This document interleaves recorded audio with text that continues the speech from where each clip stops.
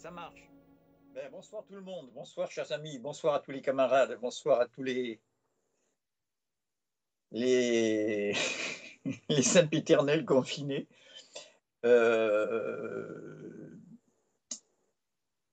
J'ai fait exprès de demander à notre régie, à Philippe, qui a fait un très beau montage,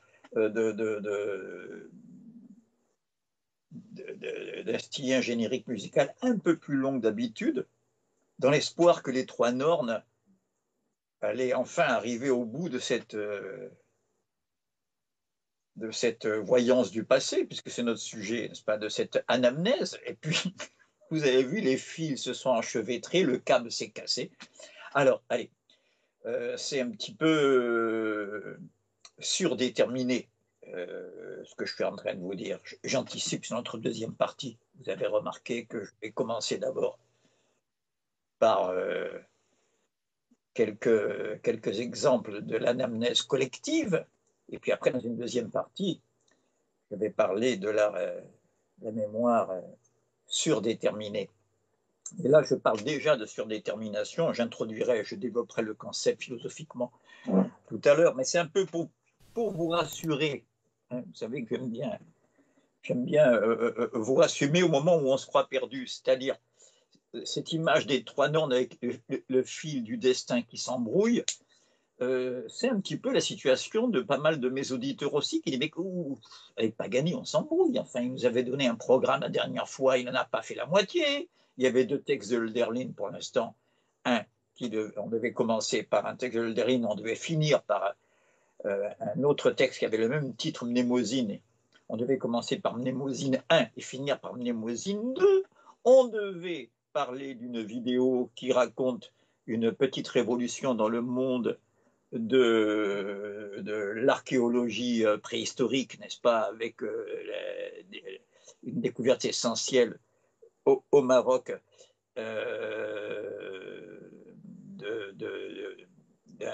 d'un fossile du genre Homo, et qui bouleverse la chronologie, enfin bref, et avec un lien qui renvoie à un excellent documentaire sur Arte. Je n'ai pas parlé de tout ça. Moi aussi, j'embrouille. Alors, des fois, c'est pour des contingences. Je me suis trop attardé sur un exemple et donc je n'ai pas le temps de traiter les autres. Mais là, il ne s'agit pas du tout de ça. J'ai réfléchi pour les Hölderlin, la complexité de leur contenu. Et il y en a, j'ai vu qu'il y a pas mal de commentaires qui ont dit « Ouh là là, c'est du lourd », l'air de dire « il faut s'accrocher ». Bon, je vous rassure, ils ne sont pas les seuls. Hein. Les plus grands spécialistes, y compris les germanistes de cette littérature-là, eux-mêmes proposent plusieurs leçons, comme on dit, plusieurs interprétations. Vous savez que je n'aime pas interpréter. Plusieurs interprétations, plusieurs lectures, pour parler de manière simple, de ces textes que je vous propose. Donc, il n'y a aucun complexe à avoir. Mais de toute façon, je ne suis pas en train de faire un commentaire de texte, je suis en philosophie. Donc, il est possible que j'utilise un texte d'une page pour m'attarder sur 3 lignes qui condensent l'enjeu philosophique du texte, le reste servant à contextualiser l'exemple choisi, hein, ou au contraire, n'est-ce pas, qu'il y avait 10 lignes qu'on vous a envoyées et je remonte à une page en amont que vous n'avez pas pour situer le passage que nous étudions. Voilà, je ne peux pas vous embrouiller, mais tout de même, pourquoi j'ai commencé par les normes, et puis on va aussi finir par là, pour rester en phase avec la résonance mythologique de l'épisode dernière, enfin il y a 15 jours. Donc j'en profite pour conforter ceux qui trouvent que je ne bosse pas assez et qui veulent maintenant que je reprenne le rythme hebdomadaire de nos directs, n'est-ce pas? Alors je traîne les pieds, mais je m'exécute. Non, non, je suis ravi et je suis très heureux de constater que en essayant de faire nos directs une fois tous les 15 jours, sans frustrer quelques-uns, donc après tout, ça demande une tension, surtout à la régie technique que je remercie. Mais donc la dernière fois, je m'étais attardé sur la mythologie hellénique. Là, je suis dans la mythologie nordique. Bon, je ne vais pas faire l'exégèse de Wagner. Je vous rappelle que le nombre de publications concernant Wagner bat le record mondial de toutes les publications concernant un nom propre, après Jésus et avant Napoléon. Deuxième position, le nombre d'écrits sur Wagner. Ça va d'essais sur le végétarisme de Wagner. Oui, il y en a qui croient que les véganes ont commencé avec leur génération. Voilà, sur son antisémitisme, ou au contraire, il y a un texte très intéressant d'un des plus grands chasseurs de nazis, Wiesenthal, qui lui défend Wagner contre l'accusation d'antisémitisme, en disant qu'il était antisémite, et clairement, et d'une manière même fruste, mais pas raciste. Enfin, vous verrez tout ça. Je vous dis, il y a des milliers de publications là-dessus, il y en a même qui concernent sa musique. Ça arrive, n'est-ce pas? Mais entre autres choses familières à ceux qui connaissent cette littérature, ne croyez pas que Wagner oppose une mythologie nordique scandinave. Il ne fait pas partie de la nouvelle droite contemporaine, hein, avec le marteau de Thor et l'Atlantide et autres néo-nazis. Non, non.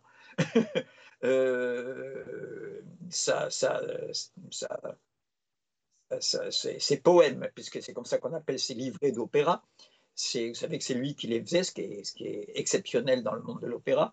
Il composait la musique et il faisait les textes. Donc, je répète, ces livrets, on les appelle dans le cas de Wagner ces poèmes. quand il compose ses poèmes concernant la tétralogie ou le ring ou l'anneau du Nibelung, ces trois titres désignent la même œuvre gigantesque qui se représente en 4 journées avec, en fait, c'est 3 journées avec un prologue. Le prologue, c'est l'or du Rhin, tout commence par l'or du Rhin, c'est la cosmogonie, la soupe primitive. Dans les profondeurs du Rhin, on a le Big Bang, le vol de l'or dans le Rhin, n'est-ce pas, des origines. Puis après, on a la suite, la Valkyrie, je vais très vite, qu'on s'accorde généralement à considérer comme le plus humain des 4 volets, sous-entendu le plus humain et non pas le plus surhumain ou le plus divin. Hein. Je constate que, j'allais dire l'électorat, pardon, l'auditoire féminin de Wagner a toujours eu une préférence pour la Valkyrie. Qui raconte surtout l'histoire des parents de Siegfried. Un frère et une sœur jumelle. C'est scandaleux, c'est comme ça. C'est la mythologie. Puis, on a vu que ce n'était pas triste dans la mythologie grecque la dernière fois, n'est-ce pas, quand on a vu la naissance de Vénus sur un océan du sperme d'Uranos. Puis, après la Valkyrie, il y a Siegfried, qui est donc la 3e journée. Je le dis pour ceux qui connaissent un petit peu, même si c'est d'un peu loin, les genres classiques. Je pense ici à la forme sonate, les formes et les genres, hein, c'est pareil, que la forme sonate se réalise aussi bien dans le genre symphonie que dans le genre concerto, dans le genre sonate proprement dite, instrumentale. On a coutume, entre le 2e et le dernier mouvement, le 3e ou final, on a coutume d'intercaler une espèce de Zwischenspiel, comme on dit en allemand, intermezzo, si vous voulez parler anglais, interlude, on a un très joli mot en français. On a donc une espèce de mouvement qui ne compte pas, parce qu'en principe, la forme sonate, c'est une œuvre qui se fait en trois mouvements, 2 rapides encadrant un mouvement central qui est lent, mais on a coutume d'intercaler comme ça pour rafraîchir un peu l'atmosphère après le mouvement lent qui est souvent une descente dans les profondeurs. On a coutume d'intercaler un mouvement plutôt dansant, plutôt rythmé, où l'élément rythmique est plus important, qui a été longtemps le menuet, à l'époque classique au sens musicologique, c'est-à-dire Haydn, Mozart, Beethoven, rien à voir avec le classicisme français d'un siècle auparavant, et qui, à partir de Beethoven, ce menuet va être remplacé par un scherzo. Scherzo, scherzare en italien, ça veut dire se moquer d'eux. Vous voyez, il y a toujours un petit côté gai, humoristique, rythmé. Hein. Les scherzos dans la musique russe sont souvent les sommets des œuvres concernées. Je dis comme ça en passant, n'est-ce pas, quand vous avez un petit coup de léthargie, écoutez comme un courant électrique qui vous traverse le scherzo de la 4e symphonie de Tchaïkovski, n'est-ce pas, tout en pizzicati. C'est la première fois dans l'histoire de la musique symphonique qu'il y a tout un mouvement qui se fait plum, plum, plum, plum, plum, plum, plum, en pizzicati. Or, on a souvent, pourquoi je fais cette digression, parce que j'en étais à la 3e journée après l'or du Rhin et la Valkyrie Siegfried, on a souvent dit que c'était un petit peu le scherzo de cette gigantesque symphonie en 4 mouvements que serait la tétralogie. Voilà.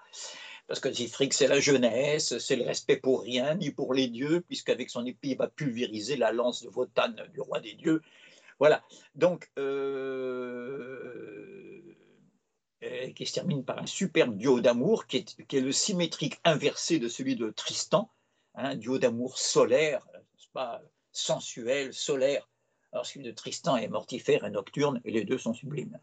Même Nietzsche, si sévère avec Wagner, disait que dans la scène entre Siegfried et Brunhilde qui clôt ce duo d'amour du réveil de la Valkyrie qui clôt Siegfried, qui dure près de 4 heures, Nietzsche disait la sphère du sublime et des orages elle-même est dépassée. Vous voyez.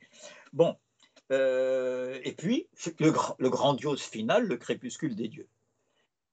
La scène des Nornes par laquelle nous avons commencé notre générique sert de prologue au crépuscule des dieux. Vous voyez, c'est pour ça que j'ai choisi cette scène. Parce que ce prologue nous plonge dans un temps hors temps. C'était bien notre sujet. Nous sommes en effet dans un drôle de lieu. On est censé être près du rocher où la Valkyrie dort, entourée de le rocher de Brunhild, comme on dit, là où la Valkyrie, pendant bien longtemps, a dormi entourée de flammes avant que Siegfried ne la réveille en franchissant les flammes, et après avoir tué le dragon. Et or, les Nornes nous révèlent des tas de choses qu'on apprend pour la première fois alors que c'est la fin de la tétralogie. Et mon fils, à qui je rends hommage, m'avait fait remarquer, car il est j'allais dire de votre génération, il y a plusieurs classes d'âge, je m'en félicite dans ceux qui m'écoutent, mais enfin, il y a pas mal de jeunes gens pour qui le Seigneur des Anneaux et surtout le Star Wars sont des choses plus familières encore qu'à moi, n'est-ce pas? Or, mon fils m'a fait remarquer que dans Star Wars, c'est comme ça, c'est dans le troisième, alors je me trompe peut-être, hein, dans la troisième partie, dans Star Wars 3, qu'on apprend des choses qui se sont passées avant Star Wars 1. Vous voyez, il y a un temps cyclique. Voilà. Et ces trois Nornes sont la réplique, et c'est pour ça que j'ai fait le parallèle avec la mythologie grecque.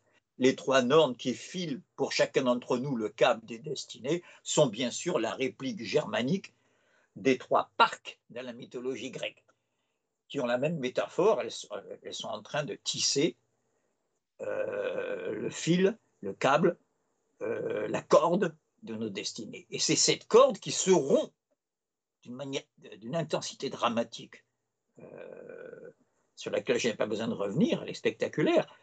Et surtout à l'audition encore plus qu'à la vision. Et puis surtout avec le terme allemand, es riss, ça veut dire que ça se déchire, ça casse, riss, R-I-2-S, vous voyez, hein, ça ripe et ça risse. Hein. Et ça ripe au sens propre parce que c'est dans l'indication scénique, une des nornes a accroché l'un des bouts de la corde à un rocher, coupant, glissant, et ça a coupé la corde, ça ripe. Ça. Nous sommes en philosophie. Donc, quelles sont un peu les images maintenant, n'est-ce pas? Qu'est-ce qui est en train de se casser? Le fatalisme.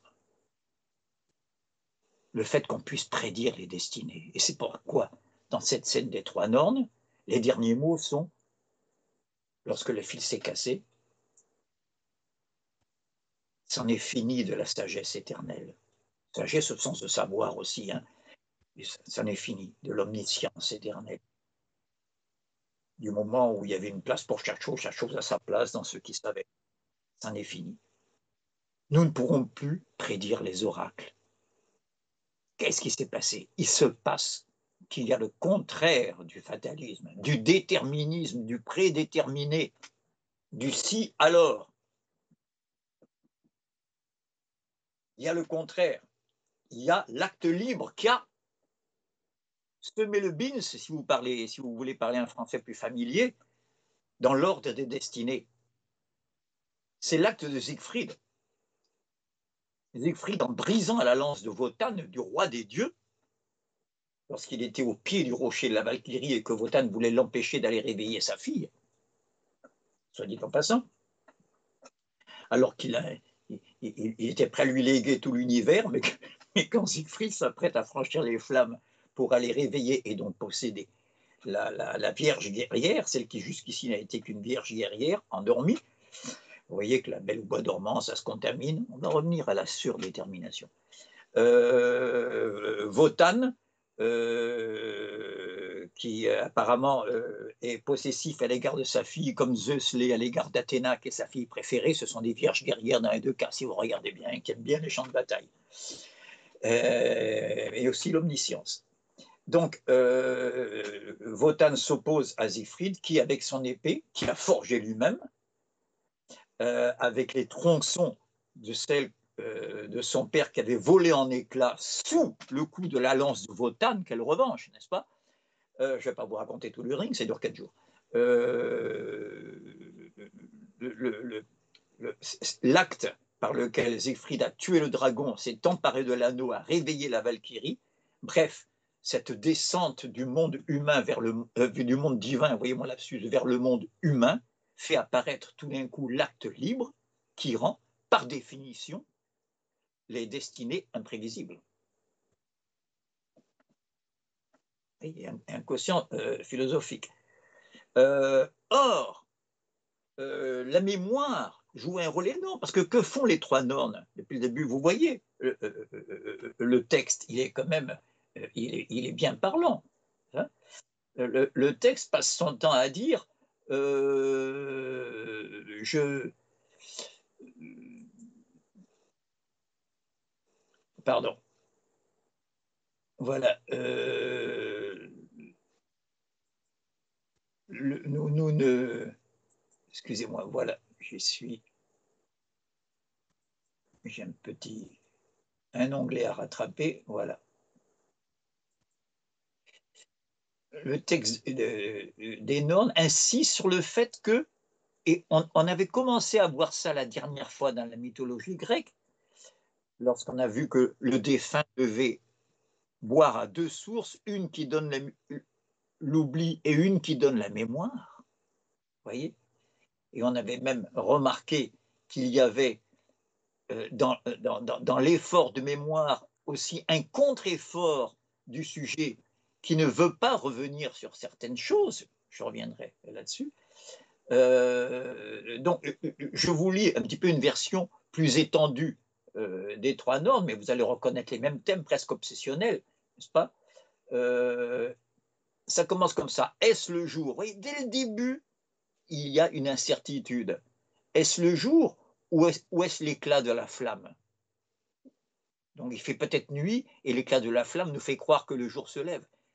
Je suis sûr que ceux qui ont une culture romanesque, ça leur rappelle quelque chose. Mais oui, quelque chose. La phrase la plus célèbre d'une œuvre consacrée, d'une œuvre romanesque consacrée à la mémoire. Écoutez, c'est pas bien sorcier. Il s'agit bien sûr de la recherche du temps perdu. Quel est son début célébrissime? Longtemps, je me suis couché de bonne heure. Ah, tiens, quelle coïncidence. Proust était un grand familier de l'œuvre de Wagner, soit dit en passant. Mais ici, heureuse rencontre, la première phrase du narrateur qui dit je, et qui donne jamais son âge bien précisément, mais qui dit longtemps, pendant toute une période presque proto-historique, je me suis couché de bonne heure. Vous voyez l'enfance en s'en venir. Bon.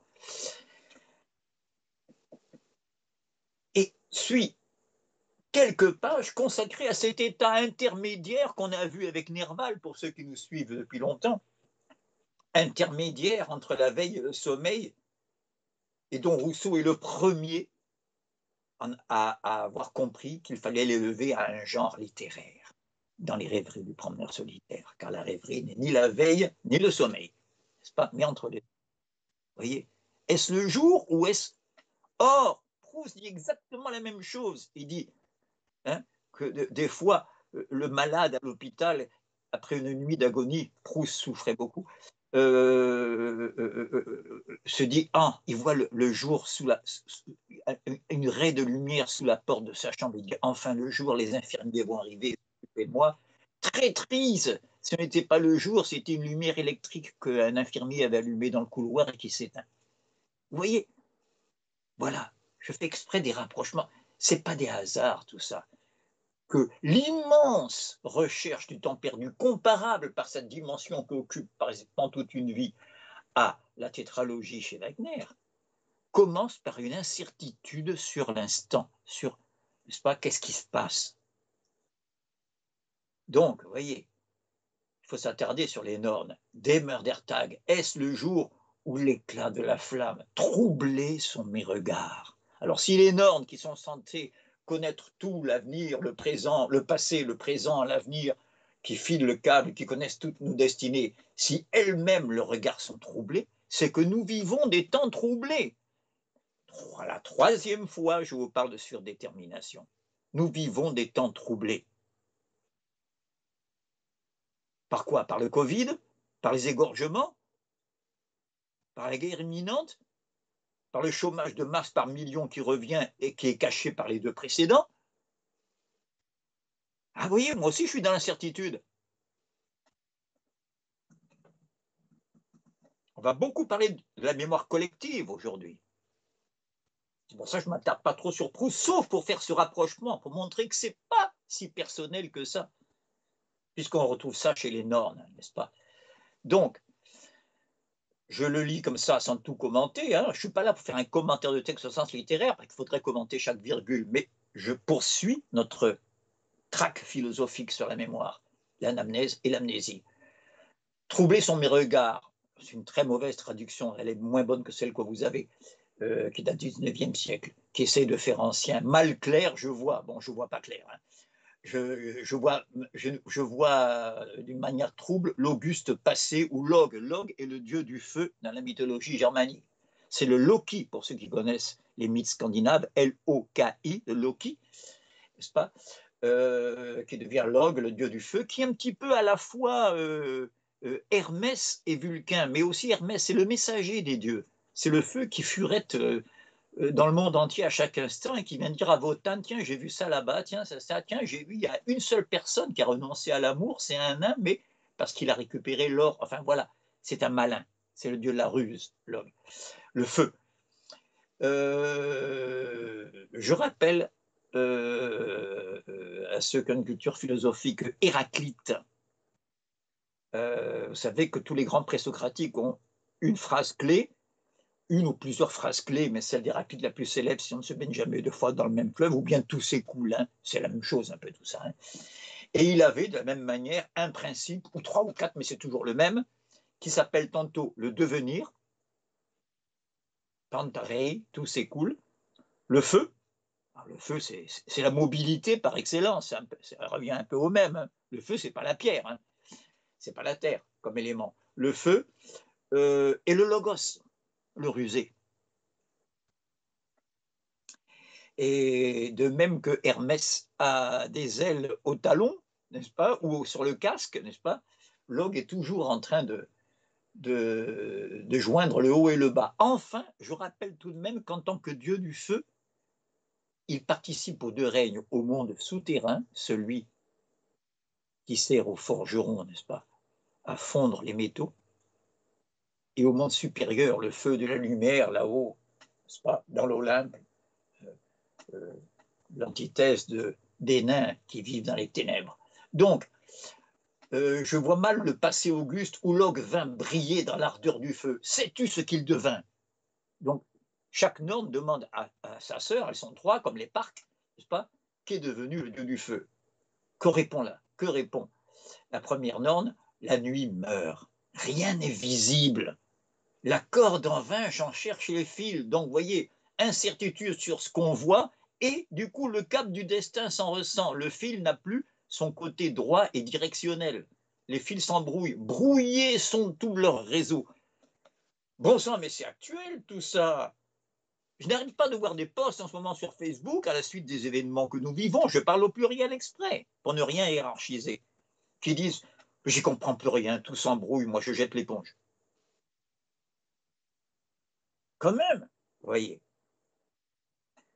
Brouillés sont tous leurs réseaux. Puisqu'on parle de réseau, j'en profite. Mais oui, je vais parler du web, du net, pour rappeler que avant que Siegfried franchisse les flammes, je ne vous raconte pas tout, mais par morceaux, vous finirez bien par tout reconstituer. Et puis de toute façon, tout ça est bien documenté. Lorsque Siegfried, après avoir tué le dragon, dans tous les contes et les mythes, il y a l'acte décisif par lequel le héros devient un héros, n'est-ce pas? Grâce à l'épée magique, à l'épée laser dans Star Wars, mais c'est pareil tout ça. Hein. Il y a toujours une épée magique. Je vous renvoie à l'admirable morphologie du conte du russe Vladimir Trop, qui, alors que le mot structuralisme n'existait pas, est l'ancêtre de toute approche intelligemment structurale. Je le dis rapidement, le résumé, c'est quelqu'un qui a étudié des milliers de contes. La Russie est très riche en contes, comme souvent les peuples qui ont encore une grande tradition rurale, n'est-ce pas, et archaïque. Et c'est pour ça d'ailleurs que les œuvres faites par les musiciens ou les écrivains russes pour l'enfance ont un succès mondial. Je pense aussi bien à Pierre et le Loup qu'à Casse-Noisette, dans le désordre. Intéressant. Les Russes savent parler à l'enfance. Donc, il a remarqué que tous les contes suivent une même structure diachronique, une même chronologie, que ce soit Blanche-Neige ou machin, ou un conte nordique ou grec, ça commence toujours par la parenté du héros. Il était une fois un roi, une reine, etc., et puis une méchante marâtre. Puis, un interdit, une boîte qu'il ne faut pas ouvrir, une chambre où il ne faut pas rentrer, n'est-ce pas, un diamant qu'il ne faut pas tourner, une serrure qu'il ne faut pas ouvrir, et la boîte de Pandore, vous savez, chez les Grecs. Et ce qui ne donne qu'une envie, c'est de l'ouvrir, bien sûr, ce que fait Pandore. Puis, la transgression de cet interdit met le héros en danger, apparaît à ce moment-là toujours l'arme magique qui va lui permettre de surmonter les dangers, et ainsi de suite, vous voyez. Donc là, ça s'applique très bien, n'est-ce pas? Siegfried a son épée à lui, qu'il a forgée avec les tronçons que le forgeron qu'il a élevé lui a donné et qui sont censés venir de son père. J'épilogue pas de savoir si c'est une contre-castration, enfin bref. Alors,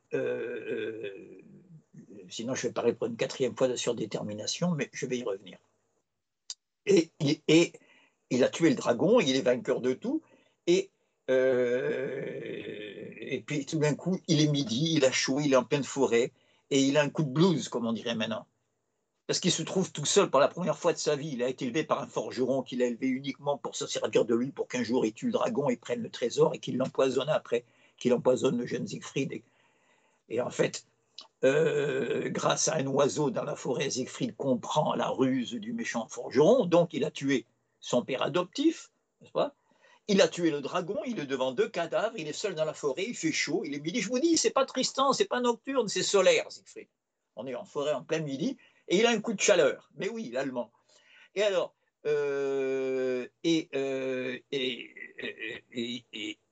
guidé par l'oiseau, qui ressurgit, qui dit c'est le seul être sympathique que j'ai vu depuis que je suis ici, l'oiseau lui dit maintenant que tu as tué le dragon, pour que tu sois le maître du monde, et que tu es le maître du monde parce que tu as l'anneau que le dragon, dont le dragon était le gardien, excusez-moi, il te reste à conquérir la plus belle des femmes. Elle dort au sommet d'un rocher entouré de flammes, et c'est comme ça que, vous voyez, le destin s'accomplit, et que Siegfried s'achemine vers le rocher de Brunhild.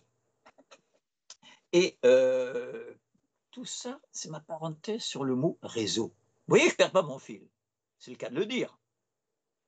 Un réseau, ça fait plus penser au tisserand qu'au forgeron. Les anthropologues connaissent très bien, dans l'étude des sociétés africaines, par exemple, cette dichotomie entre la figure du forgeron, toujours un peu inquiétante, et celle du tisserand, toujours un peu positive, qui crée des liens. On pense un peu à la dichotomie freudienne de la pulsion de mort d'un côté et au contraire de la pulsion d'éros qui crée des liens. Du lien, si vous préférez. Or, lorsque l'oiseau parle à Siegfried, il lui dit, mais tu es où, d'où tu sors, toi, tu es, je ne sens que du bien de toi. Et l'oiseau lui dit, chantant l'amour, sing ich mein Lied, je chante mon chant, sing ich mein Lied, un lead, pluriel des leaders. Web ich mein Lied, première personne du présent au singulier du verbe weben, d'où vient web, web avec W en anglais, mais en allemand ça se prononce V, hein, Volkswagen, hein, les voitures du peuple. Là, vous avez les deux, le VF et le VV, n'est-ce pas? Volkswagen. Eh bien, Web ich mein Lied, ça veut dire je tisse mon chant. Il prend la métaphore du tissage, l'oiseau, pour dire comment son chant s'écoule de son gosier. C'est intéressant. Je vous avais déjà dit que dans l'Ouest africain, dans le Sahel, un griot, c'est-à-dire celui qui chante, se dit Djeli, et le fleuve qui s'écoule se dit Djoli, Djoliba, le Niger, Djoli. Vous voyez, tout ça, ce sont des rencontres. Je fais exprès de semer des graines, là, pas pour vous embrouiller, mais au contraire pour créer du lien. Et il n'est pas nécessaire que chacune d'elles germe, mais sur toutes celles que je jette un peu au hasard comme ça, je pense à cette phrase de Nerval, je vous en tous cela au hasard, mais d'après des données sûres. Donc, je reviens à réseau, leur web, l'horreur m'apparaît. pour moi, tout se confond. Alors, tout d'un coup, il y a quelque chose d'inquiétant et qui va aboutir à la dramatisation finale que vous avez vue dans le générique, c'est-à-dire au fil qui se casse. C'est que, alors, toutes les traductions, je les ai toutes regardées, il n'y en a aucune qui traduit le mot qui est là et qui est précis, qui dit Gesicht, qui veut dire visage. Un visage, un visage sinistre m'apparaît, comme si dans une boule de cristal, on voyait apparaître un visage insoutenable. Alors pourquoi les traducteurs ont évité ce mot? Est-ce que c'est parce qu'on ne sait pas très bien de qui il s'agit? Est-ce que c'est le visage du Nibelung, qui poursuit sa malédiction depuis qu'on lui a volé l'anneau, n'est-ce pas, le nain du monde souterrain, le forgeron? Est-ce que c'est le visage de Siegfried qui va bientôt mourir? On ne sait pas très bien. Bon, bref. Donc, mais ce qui est sûr, c'est que l'horreur m'apparaît. Je vous ai dit que je répète toujours la même chose depuis le début de mes causeries. J'ai commencé toutes ces causeries par un cycle qui s'appelait Entre grise et guerre, philosophie. Dans le but, complètement utopique, j'en ai bien conscience, que mon discours pourrait de quelque manière que ce soit contribuer, si faiblement soit-il, à différer le retour du pire de la guerre. L'horreur m'apparaît. Pour moi, tout se confond. Je rappelle quand même, je l'ai déjà dit, mais je ne cesse de le répéter parce qu'on n'en parle pas, que pendant qu'on parle du Covid, pendant qu'on parle des égorgements, et tout ça n'est pas secondaire, ou plutôt si, c'est secondaire au sens strict, c'est-à-dire ça vient en seconde, mais pour cacher un primaire, n'est-ce pas? Donc c'est pas si secondaire que ça. Nous sommes dans le monde des masques en ce moment, comme vous savez. Et or, qu'est-ce qu'il y a sous le masque? Il y a le fait qu'il y a la plus grande armada de tous les temps qui se met en place aux deux extrémités de l'Eurasie, en mer de Chine.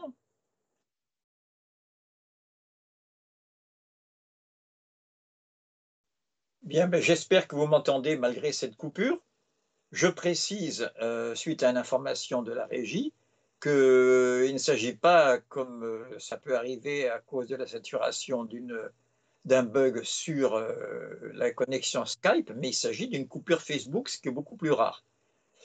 Est-ce dû à une soirée électorale? C'est vrai que les sont nombreuses de la Côte d'Ivoire aux États-Unis, bien sûr, et en passant par tant d'autres en ce moment. Mais j'espère que vous m'entendez et que la connexion est bonne. Donc, je vous disais que il faut que chacun d'entre nous réalise à quel point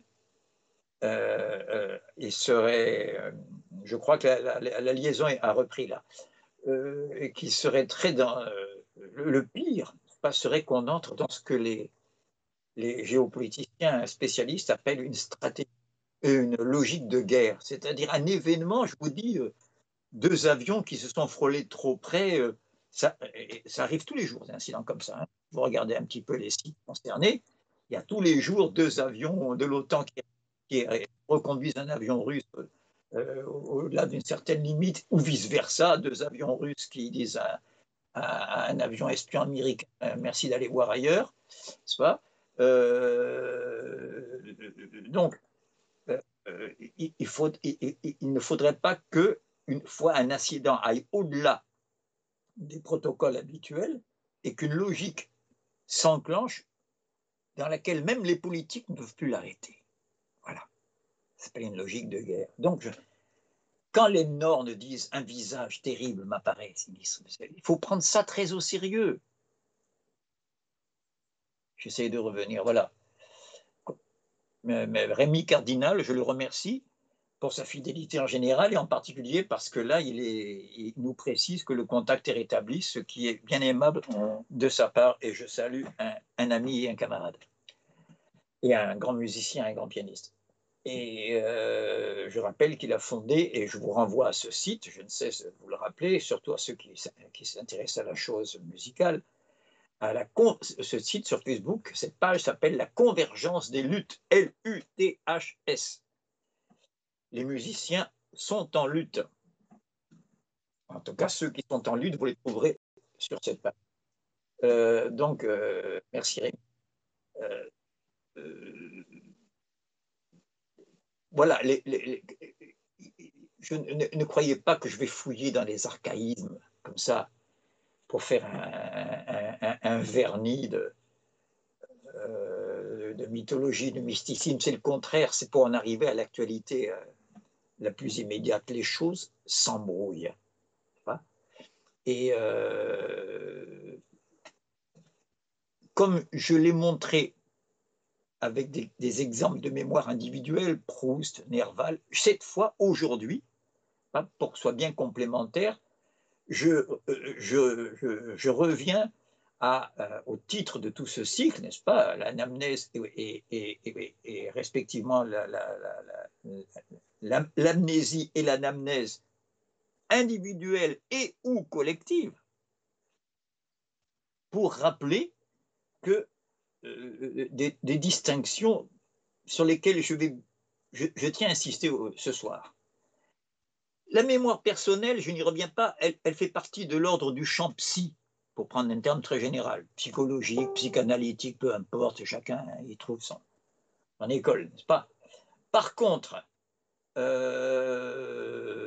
la psychologie, la mémoire collective, première différence, outre le fait qu'elle est individuelle et collective, première différence, c'est que pour qu'il y ait anamnèse, dans le cas de la mémoire individuelle, il faut que j'ai connu,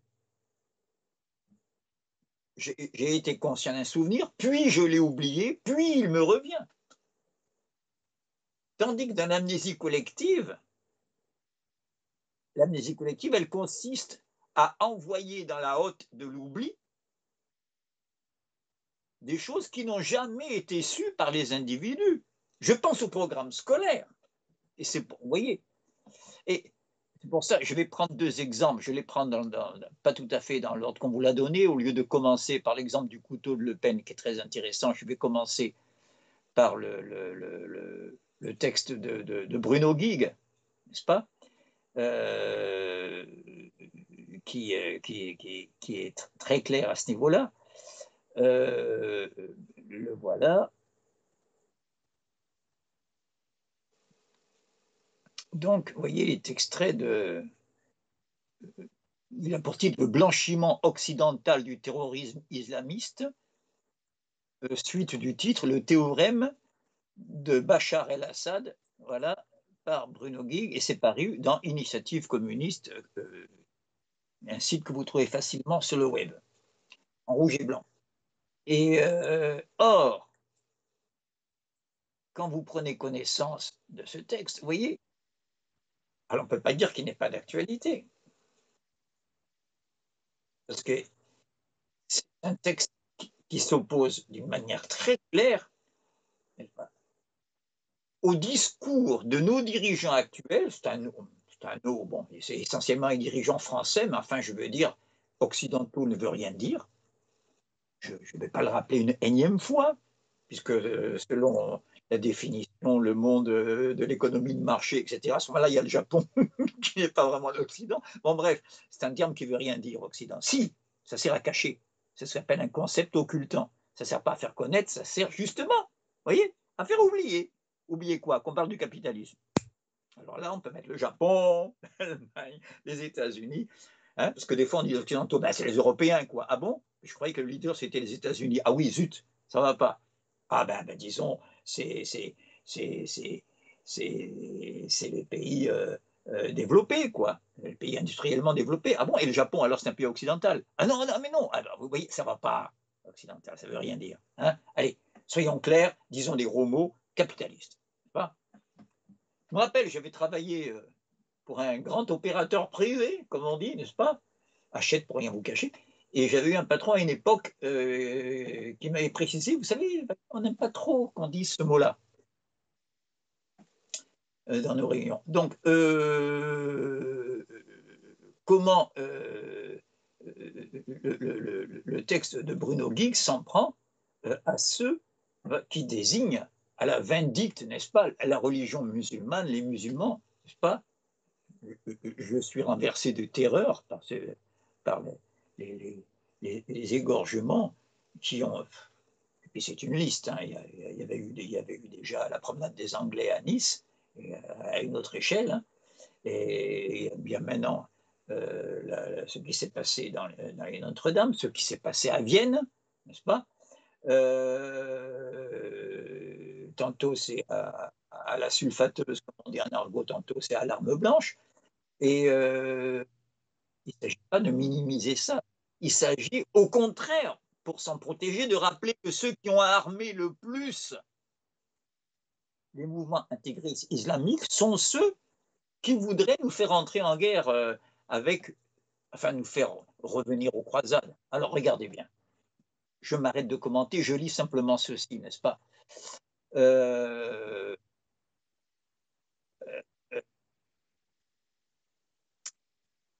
La guerre qui sévit en Syrie depuis 10 ans a fait l'effet d'un révélateur chimique. Belle métaphore.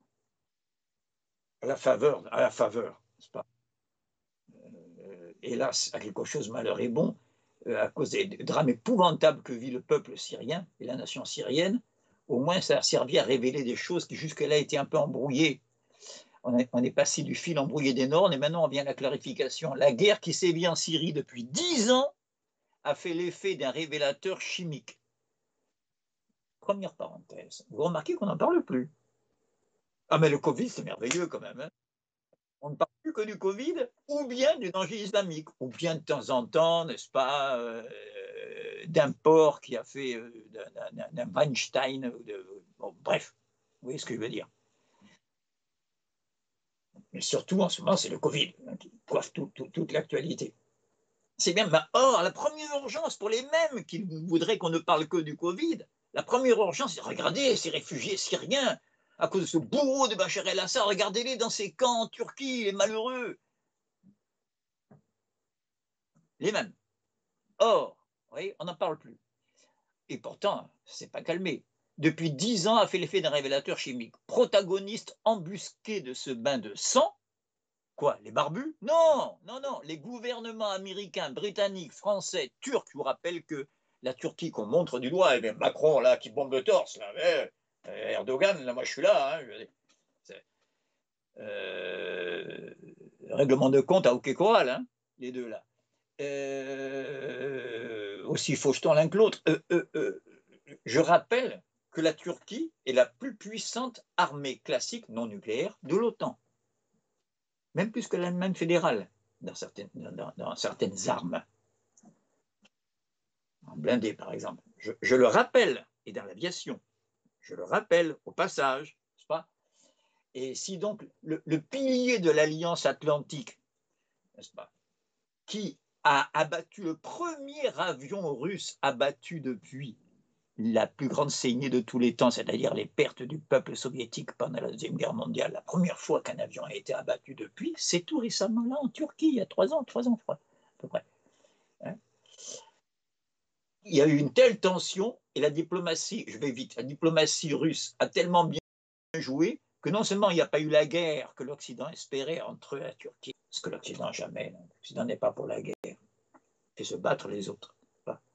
Je me rappelle que pendant la guerre du Vietnam, n'est-ce pas, quand les Américains commençaient à se désengager, vu que c'était le fiasco au niveau intérieur aux États-Unis, depuis que les cercueils des GIs revenaient par cargaison, je me rappelle qu'ils formaient à toute vitesse l'armée sud-vietnamienne, c'est pas l'armée des collabos si vous préférez, des tortionnaires, des dictateurs du Sud-Vietnam de l'époque. Or, il y avait une expression journalistique à l'époque, on disait « ils jaunissent les cadavres ». Jaunir les cadavres, que ce ne soit plus des cadavres de nos boys, ce sont des cadavres aux yeux bridés, donc on n'en parlera pas, voilà, c'est pas grave. Hein? Alors, donc là, on comptait de faire pareil avec les Turcs. Oui, mais attends, Pagani, tu remontes. Comment je remonte? Qu'est-ce qui défraie l'actualité, là? Juste avant les égorgements, la guerre, c'est-à-dire la Turquie contre l'Arménie, oui ou non? Et oui, parce que si la Turquie commence, puissance de l'OTAN, non seulement à ne pas faire la guerre aux Russes, mais même à leur acheter des SS-400, des missiles très performants antiaériens, où va-t-on? Donc il est temps de tisanier de nouveau, de trouver quelque chose qui font que l'entente ne marche plus sur quelques points que ce soit entre la Russie et la Turquie. Ah, je suis dans le complot, alors je vais m'arrêter. Vous savez qu'il n'y a plus que deux théories politiques, hein. Ça, c'est ma manière de présenter. Chaque fois qu'on vous accuse de complotisme, je ne parle pas de ceux qui sont pour de bon, qui vont sur Internet, des Illuminati. Non, non. Moi, je ne parle que de choses qui sont vérifiables et mesurables. Et dans des journaux et des médias bien connus, sans aller chercher des photos floues dans des sites introuvables. Non, non. Mais quand on vous dit que vous êtes complotiste simplement parce que vous dites quelque chose de différent de la version officielle, eh bien, vous répondez, il n'y a plus que deux interprétations de la politique. L'officiel, et dès qu'on s'en écarte, on est complotiste. Dans ce cas-là, on est complotiste, bien sûr. Alors, je reprends l'exposé de Bruno Gig, n'est-ce pas? Vous voyez la liste. Les gouvernements américains, britanniques, embusqués, hein, masqués, je disais moi, français, turcs, saoudiens et qataris, qui sont derrière chacun de ces barbus égorgeurs, passeront à la postérité pour ce qu'ils sont, les bourreaux d'un peuple, le peuple syrien, qui ne leur avait rien fait. La tragédie syrienne a dissipé leurs faux semblants. Elle a exposé au grand jour leurs stratégies les plus retorses. Mais la pire de toutes a consisté à blanchir le terrorisme chez les autres. Comment résister, je reprends la phrase, à la nausée devant la viscosité de ces politiciens qui, à chaque attentat sur le sol français, se répandent en condamnation indignée d'une violence terroriste qu'ils ont nourrie et encensée ailleurs. Je vous retrouve pour la troisième fois, je vous ai perdu 3 fois, je vous indique tout de suite, avant que ça ne risque de recouper, que c'est la dernière fois que nous relançons la machine Facebook, si vous voulez, et que si ça coupe une nouvelle fois, plutôt que de faire bis repetita, Philippe a la gentillesse de me proposer d'enregistrer. Je vais continuer ma causerie, hélas sans vous en direct, mais il va l'enregistrer et vous aurez très vite le montage. Voilà, je crois que c'est la meilleure manière de procéder. Donc, j'en étais au texte de Bruno Gig, n'est-ce pas?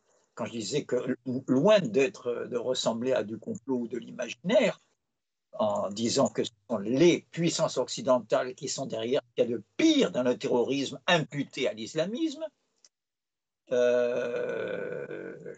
condamne le salafisme, je condamne le wahhabisme, tout ce que vous voulez, mais l'islamisme, on ne sait jamais si c'est l'islam qu'on condamne, il faut faire attention aux mots. On se souvient qu'il n'y a pas si longtemps, donc il dit ça pour illustrer son propos, il n'y a pas si longtemps, la médiasphère occidentale, donc vous voyez, c'est extensif, hein, les médias, presse, écrite, Internet, télévision, la médiasphère occidentale déployait sa fausse dialectique pour faire de la branche syrienne d'Al-Qaïda, c'est-à-dire le front Al-Nosra, ça a plein d'autres dénominations, mais on prend les plus connues, une respectable organisation combattante. On nous disait, vous allez voir qu'il ne va pas se contenter de dire on, il va y avoir des noms, que le front Al-Nosra, c'est ainsi qu'il se nommait, finirait par se normaliser. Et il faudrait, trancher François Burga sur une chaîne publique, négocier pour de bon avec cette organisation destinée à faire partie du futur de la Syrie. Je saute un paragraphe, si, non, quand même. Monsieur Fabius, c'est tout de même de notre Premier ministre, sous Hollande, Monsieur Fabius a ainsi estimé mercredi que tous les Arabes étaient vent debout contre la décision américaine de déclarer Al-Nosra organisation terroriste, parce que sur le terrain, je cite Fabius, donc chacun peut vérifier, là on n'est pas dans le complot, on est dans les photos cachées ou des sites introuvables, parce que sur le terrain, ils font un bon boulot, Al-Nosra. Chacun a pu voir, enfin j'espère que vous ne l'avez pas montré à vos enfants, enfin les égorgeurs d'Al-Nosra sur la place publique qui suppliciaient un gamin de 14 ans dans une camionnette à Alep. Et vous, quand vous parlez d'Alep, vous parlez des crimes du régime syrien, pas de ceux, n'est-ce pas, dont, fort heureusement, le régime syrien et ses alliés ont débarrassé une des plus anciennes villes de l'histoire de l'humanité.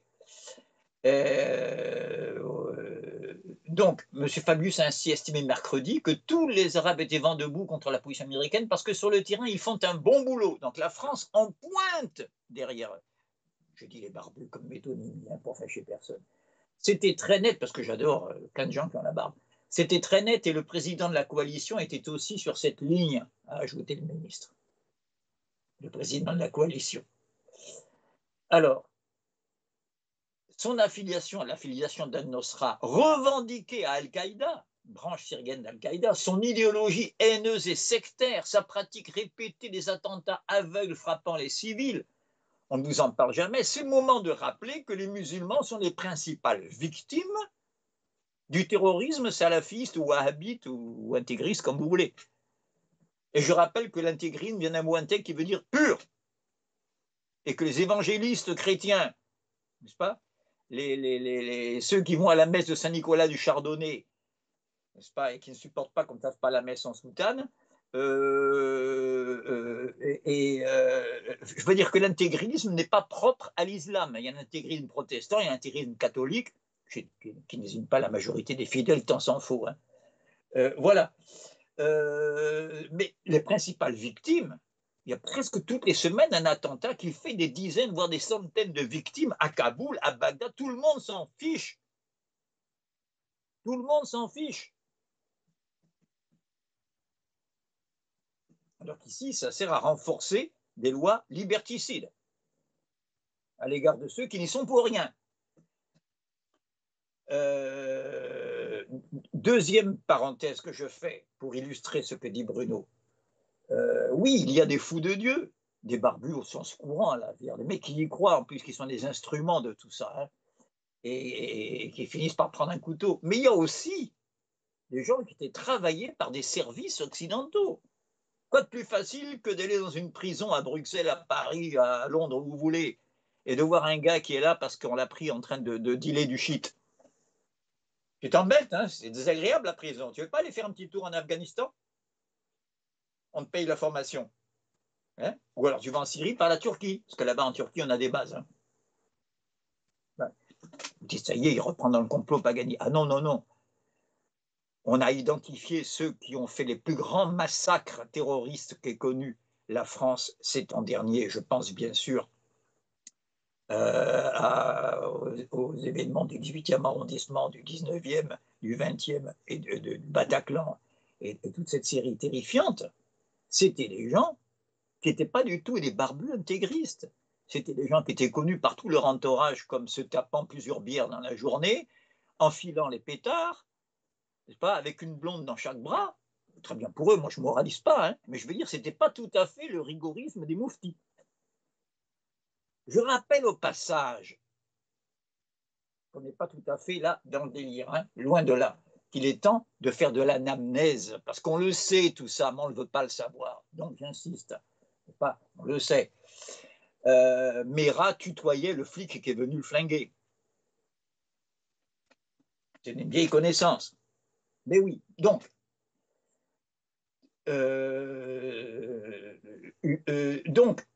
tout ça, régime de terreur, pratique répétée des attentats aveugles, frappant des civils, tout ça, bref, pécadille. Une sorte de mutation génétique devait valoir à l'organisation djihadiste concurrente de Daesh pour rétribution de ses services rendus contre Damas. Ah, dans les États arabes, il y en a qu'il ne faut pas louper, c'est ceux qui ne sont pas islamistes.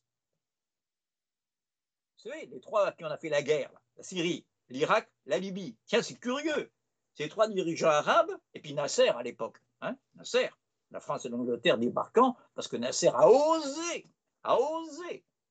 s'approprier le seul secteur qui rapportait un peu de pognon dans son pays qui n'a pas de pétrole, c'est le canal. Vous voyez, du coup on a dit un nouvel Hitler. Déjà,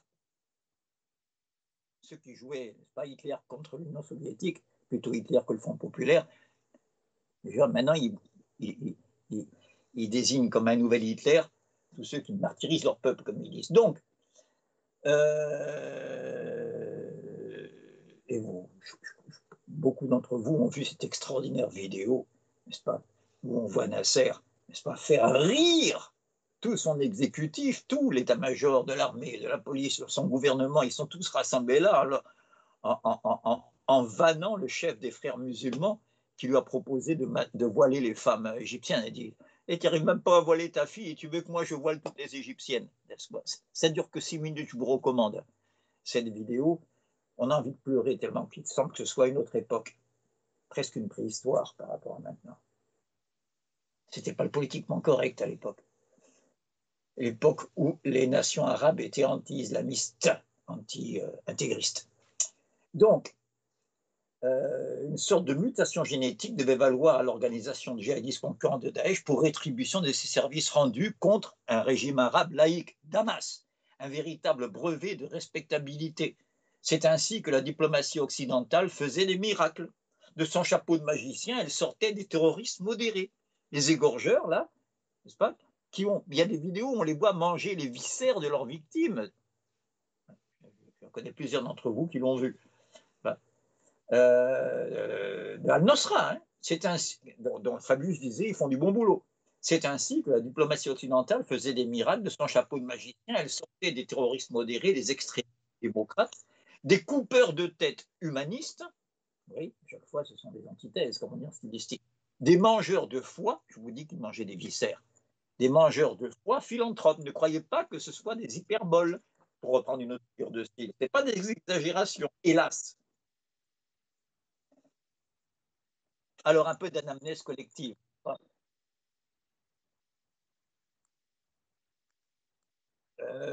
Je vous recommande de lire la totalité de l'article. C'est de l'anamnèse sur toute la ligne, mais j'insiste sur quelques passages, n'est-ce pas? Je saute trois paragraphes, 3 alinéas. Dans son combat sans merci contre la Syrie, les tueurs d'Al-Qaïda, contre la Syrie, contre ce que nos journalistes appellent le régime. Ils disent jamais le gouvernement de Damas, le régime. On parle de Macron, on ne dit pas le régime. Hein. Dans son combat sans merci contre la Syrie, les tueurs d'Al-Qaïda pouvaient ainsi compter sur leurs précieux amis. La Turquie leur livrait des armes. Vérifiez. Ne faites pas comme ceux qui sont les vrais complotistes. Vérifiez. La Turquie, on ne compte pas le nombre de bases, leur livrait des armes. Israël soignait leurs blessés. Le Qatar leur versait un chèque à la fin du mois. Les pays du Golfe en général, mais spécialement le Qatar dans le cas de la Syrie. Et le quotidien Le Monde, qui est devenu l'immonde, vous savez, les faisait passer pour des enfants de cœur. Qui se souvient qu'en 2014, anamnèse, lorsque le front Al-Nosra s'est emparé du village chrétien de Maaloula, ça a été terrible. Ce quotidien osait nier, Le Monde, que les extrémistes aient tué le moindre civil. Alors qu'on pouvait voir sur la BBC au même moment les obsèques religieuses des victimes de cette agression, dans ce qui restait de l'Église.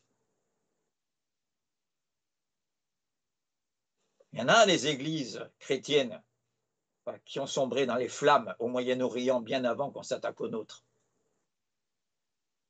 Il fallait s'en occuper à ce moment-là. C'était l'époque où la prétendue coalition internationale, en fait c'est l'OTAN, hein, l'offre de l'offensive de Daesh vers Palmyre s'abstenait de tirer la moindre cartouche. Vous voyez la Syrie, vous voyez Palmyre, un bijou. Hein. Il y a un poème de Hölderlin. Forêt de colonnes sur l'étendue des déserts, cité perdue de Palmyre, n'est-ce pas? Palmyre, des merveilles, hein, que l'État islamique a fait exploser parmi les plus beaux restes archéologiques de cette ville miracle. Elle est en plein désert. C'est idéal pour l'aviation. Si on veut la stopper, vous la prenez entre deux chasseurs, ça suffit. Il n'y a plus de colonne. Hein. Il y avait 400 km à faire pour Al-Nosra, pour aller de sa base en Irak vers Alep, vers Palmyre. Pas la coalition, qui était toute puissante dans le ciel à ce moment-là, a laissé faire. N'est-ce pas? C'était l'époque où la prétendue coalition internationale, lors de l'offensive de Daesh vers Palmyre, s'abstenait de tirer la moindre cartouche. Ce sauf-conduit offert aux terroristes illustrant la parfaite duplicité de l'antiterrorisme proclamé à Washington et à Paris. entre la poussée du pseudo-État islamique sur l'axe Palmyre-Damas et celle du front Al-Nosra sur l'axe Alep-Damas. Palmyre-Damas, ça vient par l'Irak, par l'Est. Alep-Damas, ça vient de la Turquie, du Nord. Il faut toujours avoir plusieurs fers au feu. Mais c'était sans compter avec la résistance du peuple syrien et la loyauté de son armée. La mobilisation générale de la piétaille takfiriste, salafiste, si vous préférez, intégriste, devait coûter 1 milliard de dollars par an aux pétromonarchies du Golfe. Dites donc là, on en trouve de l'argent pour aider les égorgeurs. Acheminée aux organisations terroristes par l'intermédiaire de la CIA, cette manne n'a pourtant pas suffi à provoquer la chute de Damas. Anamnèse. Voilà. Donc, j'aime beaucoup, je saute encore 2 alinéas, n'est-ce pas, cette mise au point sémantique de Bruno Gig. Devant ce constat, tout le reste n'est que littérature. C'est une citation de Verlaine, je vous rappelle. Les distinctions entre rebelles démocrates, modérés, laïcs, islamistes, djihadistes sont des stupidités sans nom dont le seul effet est de jeter un voile pudique sur une nébuleuse terroriste, dont l'intention est parfaitement claire, imposée par la force un pouvoir sectaire et collaborateur de l'impérialisme. Ce qui est bien, n'est-ce pas, avec les intégristes, c'est qu'ils ne parlent jamais de nationaliser les moyens de production. Ils gardent un peuple dans le sous-développement intégral, premièrement, et deuxièmement, sauf l'Iran. L'Iran est un des rares pays islamistes, alors république islamique au sens constitutionnel, mais où il peut y avoir des femmes ingénieurs nucléaires. Je rappelle au passage, puisque c'est un de nos ennemis désignés. Donc, les distinctions entre rebelles, démocrates, modérés, laïcs, islamiques, quand vous mangez le viscère de vos ennemis devant une caméra, c'est que vous êtes un modéré, sont des stupidités sans nom dont le seul effet est de jeter un voile pudique sur une nébuleuse terroriste dont l'intention est parfaitement claire, imposée par la force un pouvoir sectaire et collaborateur de l'impérialisme. Je répète, je m'interromps exprès pour marteler le plus important de l'anamnèse. Là, dans l'épisode que je suis en train de développer, la plupart des victimes du terrorisme intégriste se réclamant de l'islam sont des musulmans. À 10 contre 1, au moins. Si les puissances occidentales et régionales qui ont alimenté ce brasier avaient cru aux soi-disant rebelles modérés, elles n'auraient pas blanchi le front Al-Nosra, accrédité au tournant de 2014 comme successeur potentiel du régime à abattre. Allez, un peu d'anamnèse, je suis sûr qu'il y en a parmi vous quelques-uns qui vont dire « Mais oui, c'est vrai, j'avais oublié, bon sang. » On nous disait chaque jour que Assad, il n'en a plus que pour 2 ou 3 jours. On va prendre un avion, on va le retrouver en Russie, au mieux, s'il n'est pas abattu d'ici là et lynché comme on l'a fait pour Kadhafi. Vous vous rappelez, non? Eh non, il est là.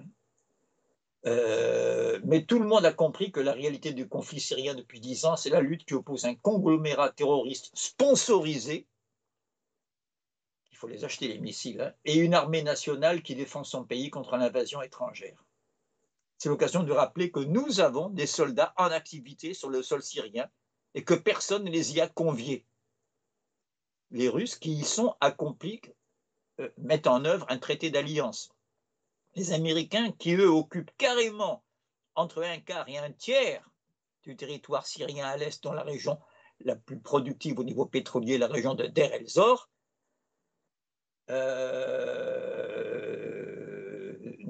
sont des armées d'invasion.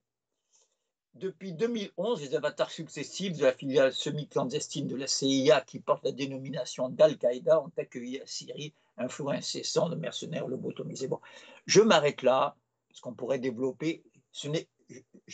J'ai concentré la focale, grâce au texte de Bruno Gig, sur le conflit syrien, qui sert de révélateur, comme il dit très bien, qui sert à faire tomber des masques, mais le dossier de la complicité, je prends du recul maintenant, entre les régimes dits occidentaux, en fait capitalistes, atlantistes, c'est le terme le plus précis, parce que ça permet d'éviter de bouffer de l'américain.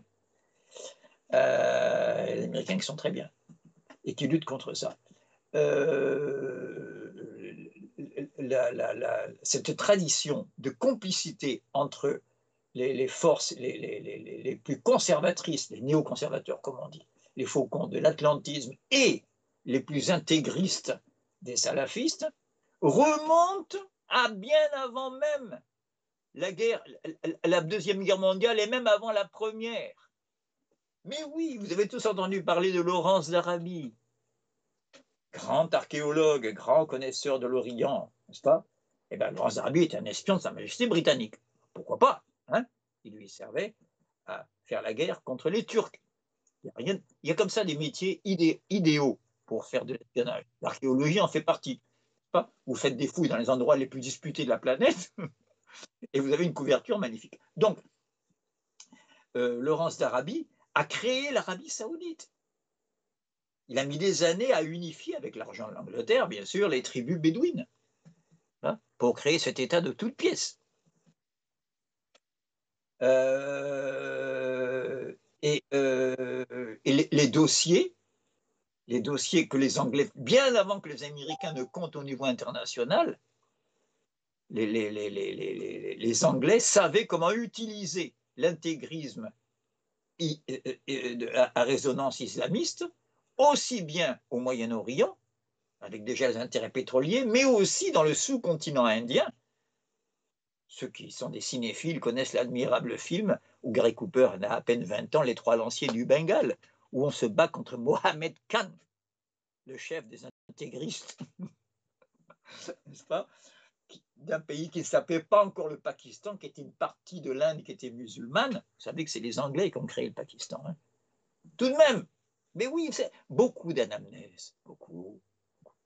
Et après, ces dossiers-là, quand l'Angleterre s'est affaiblie, a perdu son empire, elle a refilé le bébé aux Américains, qui, eux, y ont mis leurs moyens, ce qui n'est pas peu dire. Donc, voilà. Mais on a vu, en tout cas, que le gouvernement français, non seulement il n'est pas en reste, mais il est en pointe, n'est-ce pas, dans cette tactique. Voilà. Donc, ça nous fait que combien de temps, là, Philippe? 1h15. Ah oui, je pensais 1h15, ok. Donc, je vais maintenant faire ma contre-offensive, parler de ceux qui traiteraient mon discours de complotiste. Je ne pense pas à un journal comme Libé, alors, le contraire, là on est dans les journaux bien pensants. Et là, je vous renvoie à l'article un article qui est paru sous la plume de M. Marciac et qui nous a été transmis et partagé, et je le remercie, par notre camarade et ami Michel Clouscard, que je salue ici très affectueusement, ainsi que toute sa famille là-bas, dans le si beau pays de Beaumont de Lomagne. Et le titre de l'article, c'est Le poignard de Le Pen. Ceux qui l'ont consulté ont pu voir une photo de ce poignard. Si vous cliquez sur le lien qu'on vous a donné, vous voyez ce poignard qui s'étale en une superbe ligne horizontale. Il y a marqué dessus Jean-Marie Le Pen et en dessous premier rep. Jean parachutiste. Voilà, le premier rep. Alors, on va mettre un peu de clarté dans tout ça. À 25 ans, Laurent Geoffrin passait des vacances avec Jean-Marie Le Pen. Il s'en défendit assez mal dans l'Obs. Oui, j'ai rencontré 2 ou 3 fois Jean-Marie Le Pen dans les années 70, dont une fois en vacances, tout juste si c'est pas par hasard, parce qu'il était un voisin de tente dans un camping, hein, tant qu'on y est, hein, quand il était un personnage plutôt marginal. C'est ce qu'on va voir. J'étais jeune journaliste, tout m'intéressait. C'est un métier où on rencontre toutes sortes de gens. J'ai ainsi parlé dans ma carrière avec des terroristes, des braqueurs, des apparatchiks staliniens en Pologne, vous avez vu les amalgames, hein, ou en Chine, un trafiquant de drogue au Mexique. J'ai aussi parlé avec Jean-Marie Le Pen. Cela n'impliquait aucune sympathie pour ces idées que j'ai toujours détestées. Oui, Libé, enfin, pour ne pas faire plus opposé. Hein.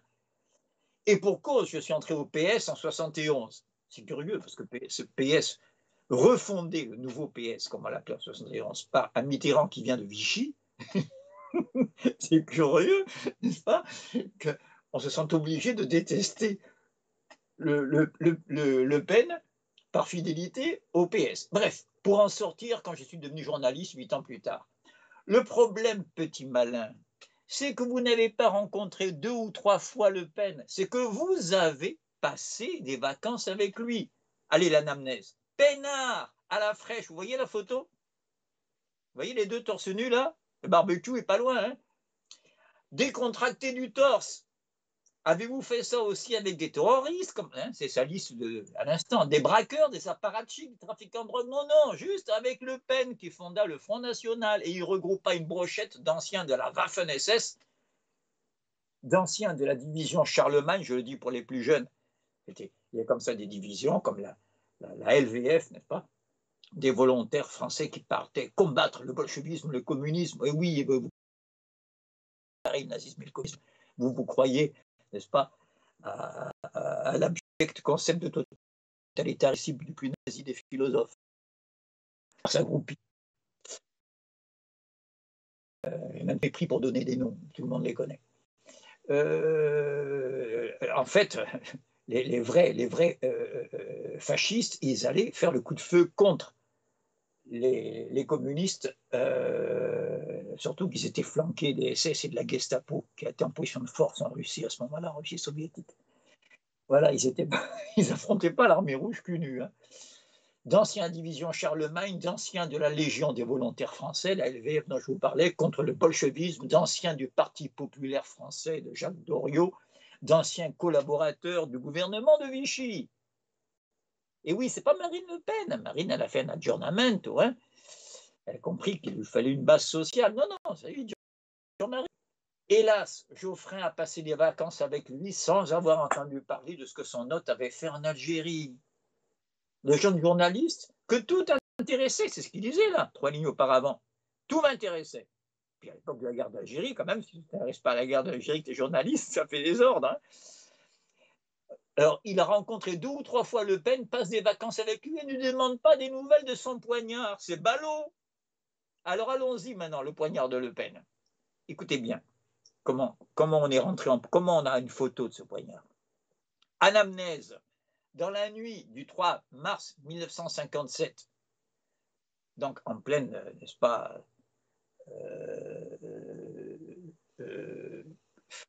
mise à sac, je ne sais pas s'il faut, je cherche une expression plus violente, de la Casbah d'Alger, n'est-ce pas, avec les atrocités qui se sont suivies. Dans la nuit du 3 mars 1957, une patrouille de parachutistes commandée par, je cite, le rapport, un homme grand, fort et blond que les hommes appellent mon lieutenant et qui se révéla plus tard être Jean-Marie Le Pen, fait irruption au domicile des Moulets, dans la Casbah d'Alger. Moulay est un titre princier dans la dynastie marocaine, mais ne mélangeons pas. Ahmed Moulay va être soumis à la question, à la torture, gégène, supplice de l'eau, jusqu'à en mourir sous les yeux de sa femme et de ses 6 enfants. Quand les tortionnaires repartent, ils oublient un poignard. C'est ballot. C'est un couteau des jeunesses hitlériennes. Ah, il n'a pas acheté au puce, hein. Fabriqué dans la Roure dans les années 30. Sur le fourreau, on lit Jean-Marie Le Pen, premier rep. L'un des enfants du supplicié le trouve et le cache. Il se taira quand les bourreaux reviennent pour le retrouver. Vous n'avez pas vu un poignard? Bon. Il se taira. Le poignard deviendra une pièce à conviction dans un procès intenté au monde et perdu par Le Pen pour diffamation. Alors, vous voyez, là, je renverse le complot. Vous avez tout. Vous avez les actes de justice vérifiés. Il ne faut jamais me croire sur parole. Ah, jeunesse. Oui, mais j'étais jeune, plaide-t-il. Ah, j'attends donc que des malfaisants, des malfaisantes rentrant en France après avoir bulotté avec Daesh en Syrie, vous voyez, plaident non coupables, leur âge étant une excuse suffisante. Geoffrin avait à peu près 25 ans, d'après Marine Le Pen, qui un jour où Geoffrin l'avait agacé, a dévoilé le secret si longtemps si bien gardé, qui passait des vacances avec le papa. 25 ans. Geoffrin confirme vaguement, il se rappelle à peine. 25 ans. C'est l'âge où le mathématicien Maurice Audin, que beaucoup de nos camarades connaissent, et alors en voilà un qui est l'objet d'une amnésie scandaleuse, n'est-ce pas? Torturé à mort par des officiers de l'armée française, ça a même été avoué plus tard par ceux qui l'ont fait. On n'est pas dans le complot, ou dans le soupçon, ou dans le procès d'intention. Militant du Parti communiste algérien, disparaissait après avoir été torturé selon plusieurs témoins, dont Henri Alleg, qui en parle dans son livre La Question. je ne me compare pas avec tous ces gens-là. Je suis la génération d'après, je suis passé entre les gouttes, donc j'étais moi trop jeune, j'étais encore lycéen quand on mobilisait pour aller faire la guerre en Algérie. Donc je ne vais pas me comparer, mais tout de même, je suis fier, j'ai un point commun avec Henri Alleg, c'est qu'on a le même éditeur. Je suis fier d'avoir un éditeur qui a édité un livre du grand Henri Alleg. Que la terre lui soit légère, comme on dit en Afrique. Il avait été arrêté par des militaires du premier régiment de chasseurs parachutistes. Décidément, on le trouve partout, ce régiment-là. Alors, vous cherchez dans Wikipédia, hein, oui, on n'est pas dans le complot. Wikipédia, majoritairement constitué d'anciens SS et de fascistes hongrois, tiens, recrutés au lendemain de la Seconde Guerre mondiale, le premier REP comptait en ses rangs Jean-Marie Le Pen. Disons que c'est une coïncidence dont Geoffrin ne savait rien. 25 ans. À cet âge, Georges Séguin militait contre tous les fascismes, et pour cause, hein, c'est moi qui rajoute, après avoir survécu au camp de concentration nazi où l'avait conduit son patriotisme actif. Dès l'âge de 15 ans, il crachait ses poumons dans le camp de Mauthausen, parce que c'est pas précisé ici. À 25 ans, Raymond Aubrac était tombé aux mains de la Gestapo. À 25 ans, le colonel Fabien mourait, 8 ans après avoir combattu les franquistes dans les brigades internationales en Espagne, et 3 ans après avoir abattu un officier nazi dans le métro, déporté et assassiné. Voilà, Geoffrin, ce fut Libé, qui restera Libé sans lui, parce que le patron, c'est Drahi maintenant. Bon. Alors, dans un article publié par Le Monde diplomatique d'août 98, Noam Chomsky, c'est pas un bolchevique. D'abord, c'est un érudit, c'est un grand linguiste, un des plus grands de notre époque. Je ne suis pas d'accord avec toutes ces prises de position, mais enfin, comme je vous l'ai dit tout à l'heure, il y a une Amérique qui en veut autant à l'Amérique atlantiste que moi. Ben, en voilà un bel exemple, un type remarquable à ce niveau-là. Noam Chomsky, citant les travaux d'un chercheur des Pays-Bas sur la presse européenne, a pu écrire que le pire de tous était le quotidien parisien Libération, dixit Chomsky. Je ne suis pas sur une feuille internet de complotistes convulsés extrême droite ou rouge-brun. Non, Noam Chomsky, citant les travaux d'un chercheur des Pays-Bas sur la presse européenne, a pu écrire que le pire de tous était le quotidien parisien Libération, super Reaganien. Reagan, c'est l'extrême droite américaine, allant au-delà des pires journaux des États-Unis dans son adhésion à la propagande du gouvernement américain. Et dont la vis motrix, comme on dit en latin, était notre cher Geoffrin. En 2017, le journal Libération a reçu, allez, 6 millions, on va dire, puisque je parle d'anamnèse, si je dis un chiffre trop précis, 5 913 419, on va l'oublier, 6 millions d'euros de subventions publiques. Mais oui, mon grand, je m'adresse à l'un d'entre vous, là. Mais oui, ma chère amie, et chers fidèles auditeurs, on tape votre pognon pour subventionner le journal de Geoffrin. Et puis, pas qu'un peu, hein. 6 millions d'euros, dites donc. C'est la somme que les électeurs contribuables ont payée pour que soient diffusées les opinions politiques de Geoffrin sous la surveillance du patron. Drahi. Un milliardaire qui est un des 3 Français les plus riches de Suisse où il bénéficie du statut privilégié de résident fiscal. On reste dans le beau monde, hein, là. Voilà. Et donc, si vous voulez savoir qui va sauver la gauche en 2022, ben c'est Geoffrin.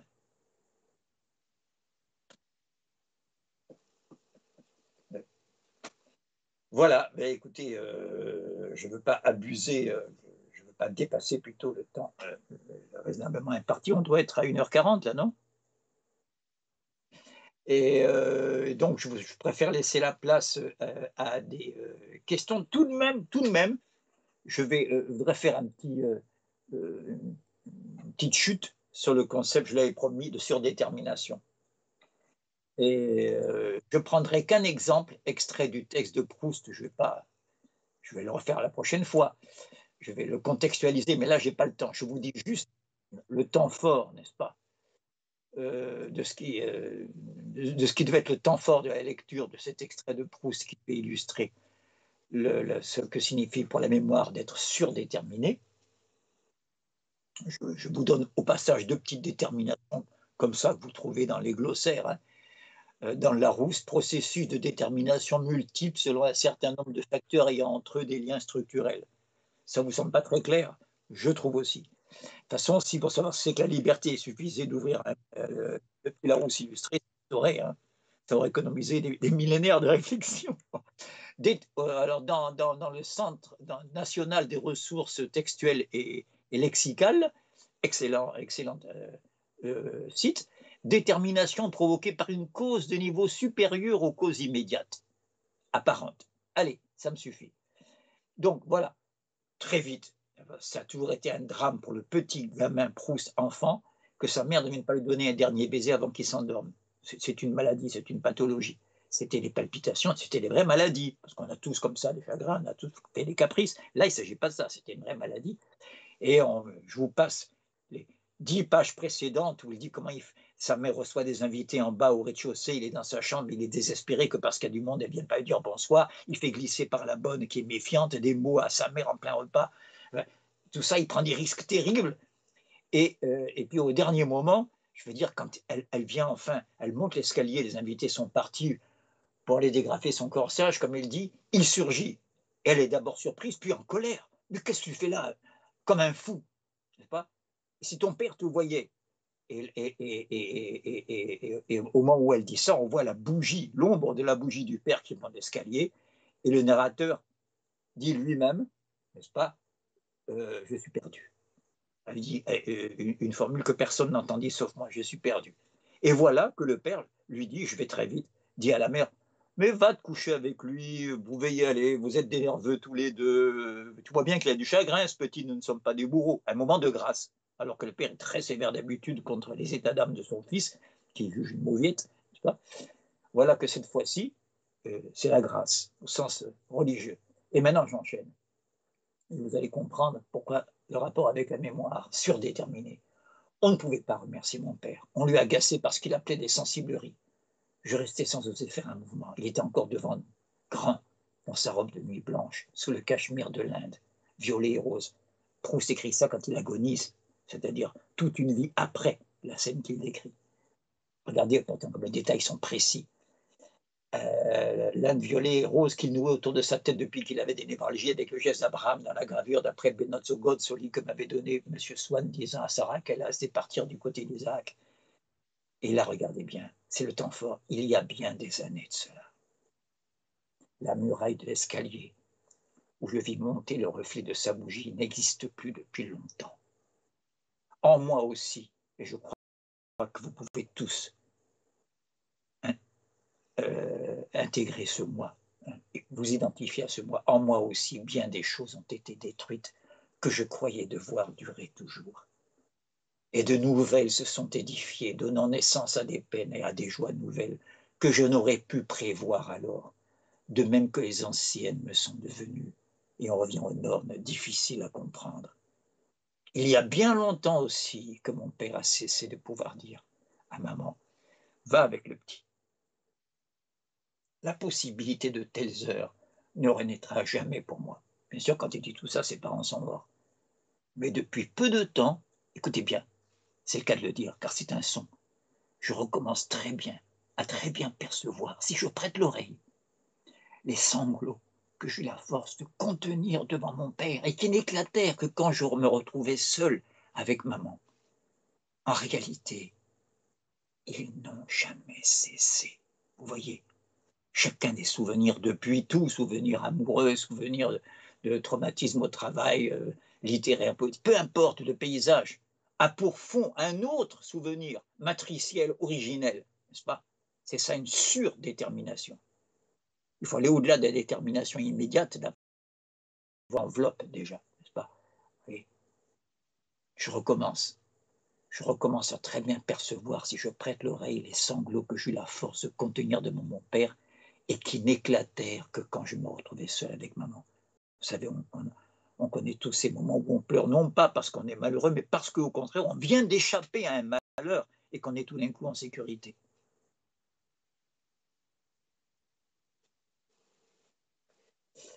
Les sanglots que j'ai la force de contenir de mon père et qui n'éclatèrent que quand je me retrouvais seul avec maman. En réalité, ils n'ont jamais cessé. Et c'est seulement parce que la vie se tait. Ça, c'est le vieillissement, n'est-ce pas? La vie se tait maintenant davantage autour de moi que je les entends de nouveau. Comme ces cloches de couvent que couvrent si bien les bruits de la ville pendant le jour, qu'on les croirait arrêtés, mais qui se remettent à sonner dans le silence du soir. J'écoute vos questions. S'il y en a. Comme il n'y a pas de questions, je renvoie ce palpitant feuilleton à la prochaine fois. J'espère qu'il est palpitant. En tout cas, là, il était palpitant pour des raisons qui nous échappent un peu. C'est qu'on a eu des palpitations, hein, la régie technique aussi bien que moi-même. Et puis, j'en profite pour remercier, mais très, très chaleureusement, de vous remercier d'être resté, d'être revenu. Je vois que sur une quarantaine, il y en a plus de 35 qui sont revenus au poste, qui se sont accrochés, alors qu'ils auraient eu droit à un mouvement d'humeur et à jeter l'éponge. Merci du fond du cœur et à la prochaine fois. Et n'oubliez pas, pas d'amnésie de tout ce qu'on vient de se dire, n'est-ce pas? Restons dans l'amnésie. À la prochaine fois.